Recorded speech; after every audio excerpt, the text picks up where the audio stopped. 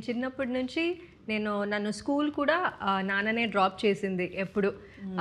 So he always family అంటే ఒక time పెట్టేస్తారు ఎప్పుడు, అండ్ అదే ప్రయారిటీ నాన్నకి. సో అదే మన అందరికీ వచ్చింది ఇంట్లో. సో ఫ్యామిలీ అంటే first priority. Okay. So how different he's when it is come to the work?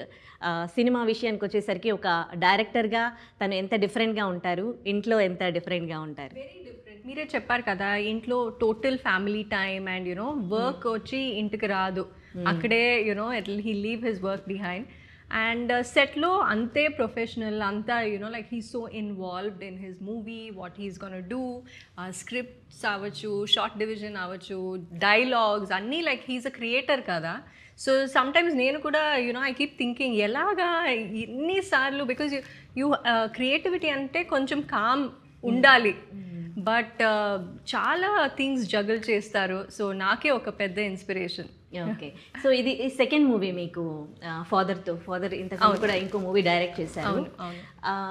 So ఆ సినిమా తర్వాత ఈ సినిమా చేస్తున్నప్పుడు అక్కడి నుంచి మీకు మెచ్యూరిటీ లెవెల్స్ అనేది యాక్టింగ్ పరంగా, సినిమా పరంగా ఏం నేర్చుకున్నారు ఫస్ట్ మూవీ నుంచి సెకండ్ మూవీకి? ఫస్ట్ మూవీలో చాలా ఒక ఫస్ట్ టైం కదా, సో అన్నీ అప్పుడే ఐస్ బ్రేక్ చేయడం అవన్నీ ఆ మూవీలో జరిగింది. ఓకే. ఈ మూవీలో హోప్ఫుల్లీ ఐ హ్యావ్ మెచ్యూర్డ్.